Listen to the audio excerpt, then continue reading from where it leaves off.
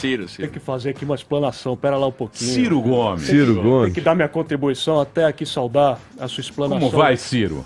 Tá tudo indo muito bem, mas pera lá um pouquinho, né? Essa canalhada que tomou Brasília tá difícil de ter que lidar. É verdade, é verdade. O pior de tudo é ver que o senhor Paulo Tchutchuca Guedes tem que ficar fazendo de dogma de fé essa ideologia turbocapitalista.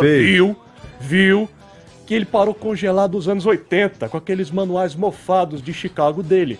Que fica ainda usando Milton Friedman, seja lá quem for. Escola austríaca. Que é isso? Que palela é essa? Mas pera lá um pouquinho, perdoe minha digressão, pastor, porque é só você olhar para sua explanação inicial e dizer o seguinte: essa meninada negra, pobre, parda, nos grandes bolsões da miséria no Brasil, querem acessar esse padrão de felicidade através desse consumismo, esse elitismo desbragado, inculcado por uma elite dessa fração podre da plutocracia brasileira, esse baronato, que fica botando esse padrão de acesso para você ter a felicidade nesse padrão idealizado. E quando não consegue acessar, são famílias destruídas, começa uma crise existencial, tá lá a violência generalizada, banalizada, campeando impune. Tu acha que a meninada tá com medo de morrer? Essa é a grande questão. E não vai ser dizendo que bandido bom é bandido morto que tu vai descer que nem um anjo vingador. Vai estalar o chicote e vai solucionar o problema da segurança. Você quer muito saber o que, da economia. Muito bem. Não vai. Belo discurso, senhor. Muito lindo. Não vai mesmo. O que você quer saber é o seguinte: Ciro, querido. se a gente está se preparando para morrer, é isso? Exatamente.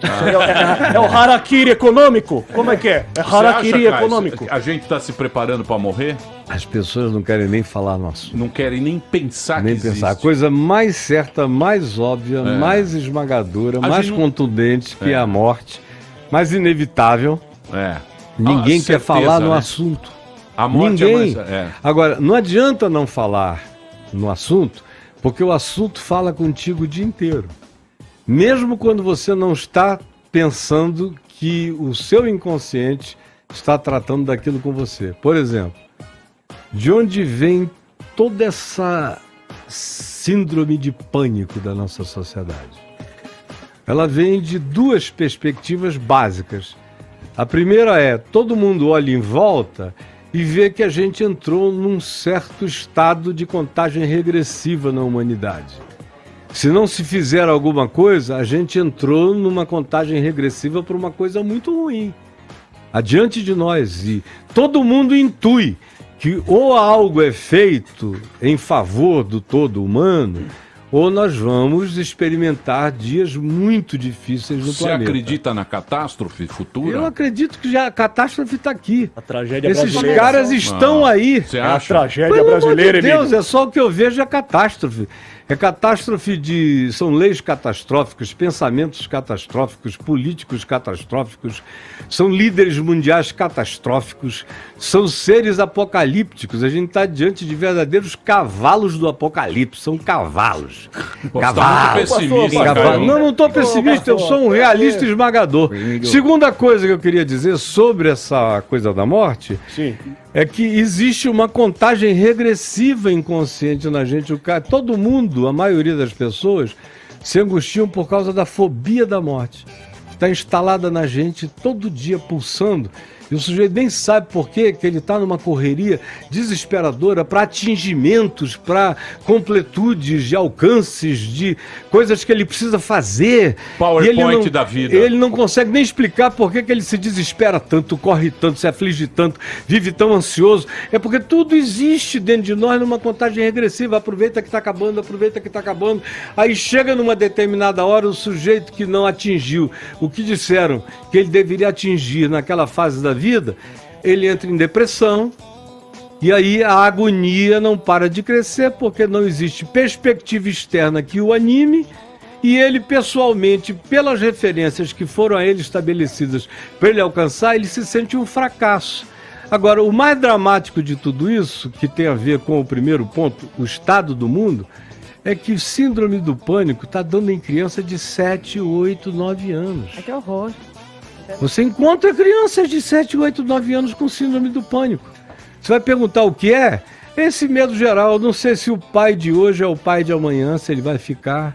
Não sei se minha mãe vai desistir de mim. Tem muita mãe desistindo de filhos hoje em dia. Você, quando está no lugar que eu estou, é o intestino grosso da humanidade. Tudo que chega ali é o pior possível que você ouve. O cara olha em volta e vê o esfacelamento geral de todas as relações amorosas.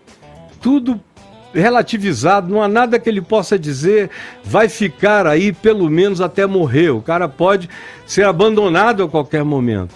E tudo que se ouve em volta diz respeito à eliminação da Terra, da humanidade, aonde o garoto vai e olha, até nos games, 3D é morte, morte, morte, morte, morte, nada é permanentemente sólido, é a sociedade líquida do Bauman. E isso gera um desespero extraordinário, é o mundo pós-verdade, de relatividade total. As relações são ações negociadas, né? Quanto que você tá valendo agora, meu irmão? E o indivíduo não tem onde agarrar no meio disso, porque não tem ponto de fixação para nada. O que fica é um vazio amedrontado. É pessimista.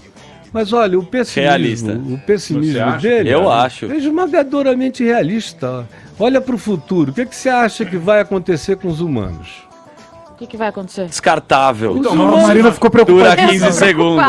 Os humanos, bom, a gente já está discutindo, por exemplo, eu tenho uma neta de 20 anos fazendo psicologia, tenho outros netos mais novos, o segundo tem 13 anos.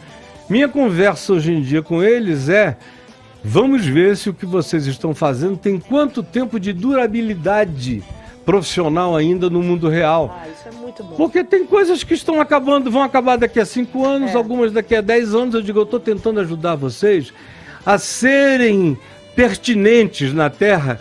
Daqui a 50 anos, vocês ainda conseguirem ter significado de alguma coisa que seja meio de vida funcional para você.